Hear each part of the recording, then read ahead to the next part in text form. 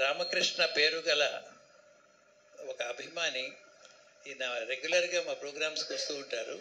Sir ఒకసారి మా రామకృష్ణ గురించి, మా రామకృష్ణకు విపరీతమైన అభిమాన భక్తుడా? ఓకే, భక్తాభిమాని, ఆరాధకుడు. సో ఈయన ఒక నిమిషం మాట్లాడతారు.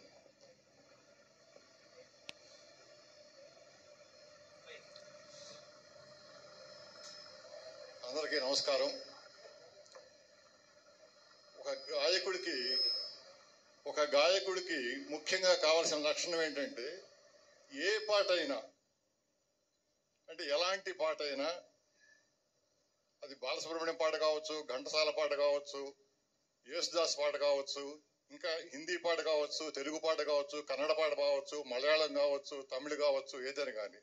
ఇప్పుడు రామకృష్ణ గారిని బహుగళ గాయకుడు, బహుభాషా గాయకుడు అని అంటానికి అది పూర్తి న్యాయం చేకూరుస్తారనే ఉద్దేశంతో నేను ఆయన ఎప్పుడు ఆరాధిస్తుంటాను. అభిమానించడం కాదు, ఆరాధిస్తుంటాను. నేను వారి ప్రతి ప్రోగ్రాంకి వెళ్తుంటాను. సుబ్రహ్మణ్యం గారు కూడా పరిచయం, కానీ వారికి అంటే ఎక్కువగా రామకృష్ణ గారి గురించి మాత్రం ఎక్కువ మాట్లాడుతుంటాను. ఎందుకంటే ఏ గాయకుడికైనా కావాల్సింది ఏంటంటే కఠోర సాధన. ఇప్పుడు ఈ పాడటం అంత తేలిక కాదు, అది మీ అందరికీ తెలుసు. అంటే ఎంత అభ్యాసం చేసి ఉంటే ఆ పాట అంత గొప్పగా పాడి ఉంటారు అనేది ఆలోచిస్తే, పాట అంటే ఆయనకి ఎంత ప్రాణమో నాకు బాగా తెలుసు. ఎందుకంటే నేను ఎప్పటి నుంచో ఆయన గమనిస్తున్నాను కాబట్టి.